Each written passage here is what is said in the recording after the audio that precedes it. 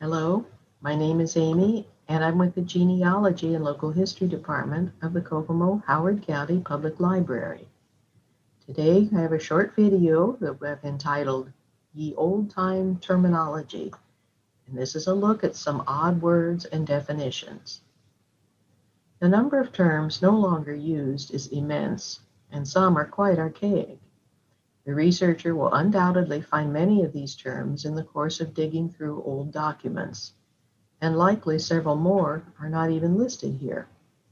But for the next few minutes, let's take a lighthearted look at some of these mysterious words. If we look at medical terms, we have ague, malaria. We've seen apoplexy, that was a cerebral hemorrhage or stroke.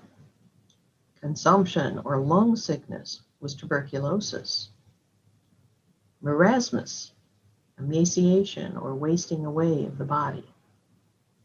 Quinsy, acute tonsillitis. Actoricious, jaundice, having a yellow or yellowish color of the skin. Anectric, a remedy for jaundice. Something called wet brain was alcoholic cerebral edema. There were a lot of medications. Some probably worked and some probably didn't. But we've many times seen mustard plaster, which is a plaster made of mustard or a mixture of mustard and flour to which enough water was added to produce a paste. We also see here a newspaper ad for a product called Musterol.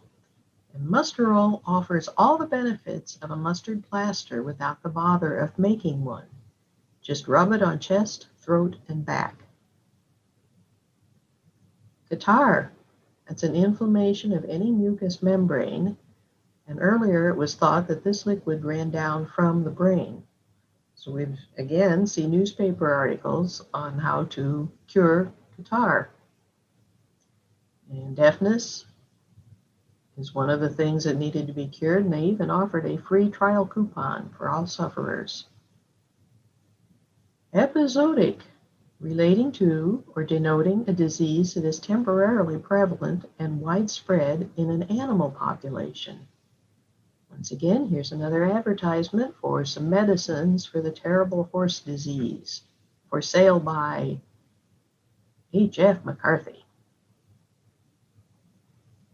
We have the patent medicines. This one's entitled Cop's Baby Friend. It's a patent medicine used as a sedative for infants. The principal ingredient was morphine. This was advertised in the 1800s. It says there's 1/8 of a grain of morphine per ounce. This bottle is a 1.5 ounce bottle.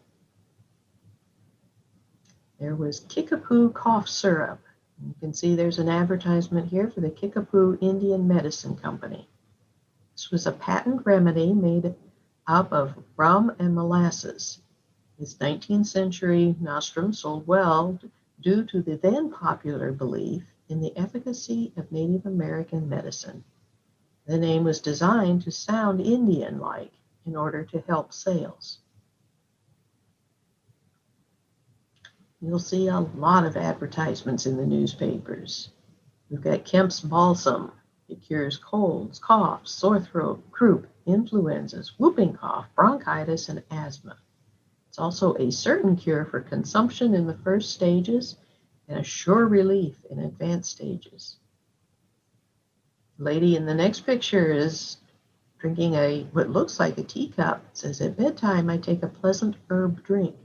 This is Lane's Family Medicine, moves the bowels each day. In order to be healthy, this is necessary. Carter's Little Liver Pills. Look from this ad like it cured just about everything.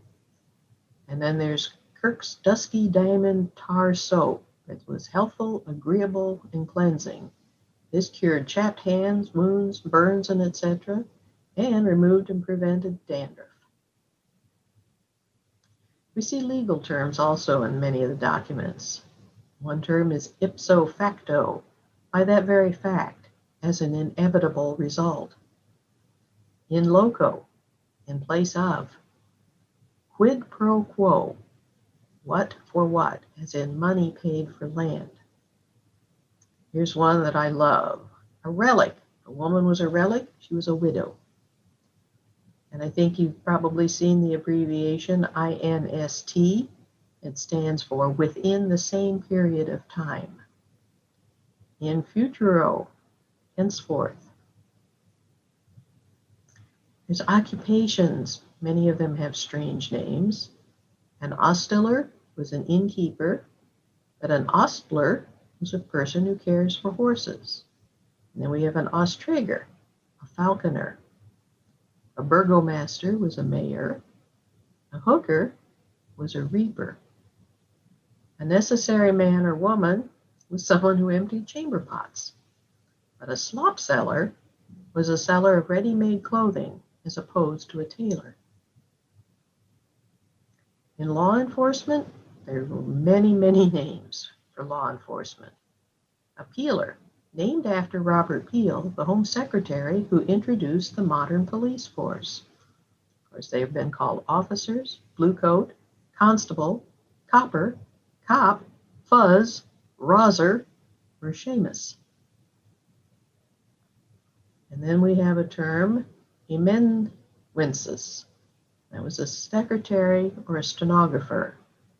But there were also scriveners, which were writers of letters and more. But if someone had Scrivener's palsy, they had writer's cramp. Peddlers. Lots and lots of terms for peddlers. A badger, a cadger. A colporteur was a peddler of religious books. But a costermonger was a peddler of fruits and vegetables. And then we could have a duffer, hawker, higgler would be a peddler of dairy products or small game. A huckster was a con artist. A jagger peddled fish. And a medicine peddler was a person who sold herbs, elixirs, etc. Lots of terms also for a prostitute.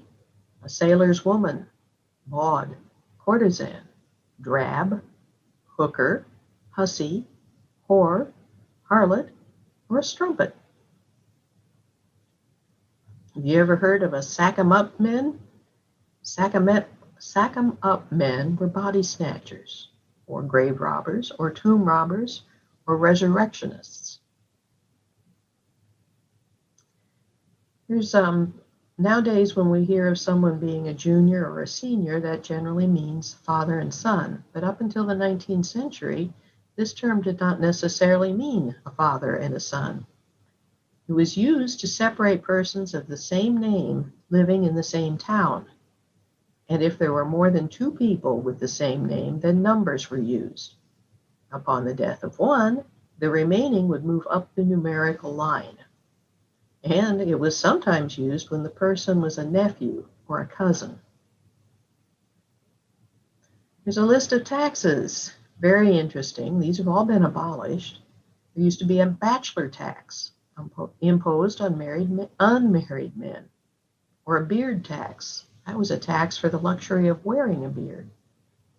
Brick tax, property tax introduced in Great Britain in 1784 to help pay for the wars in the American colonies.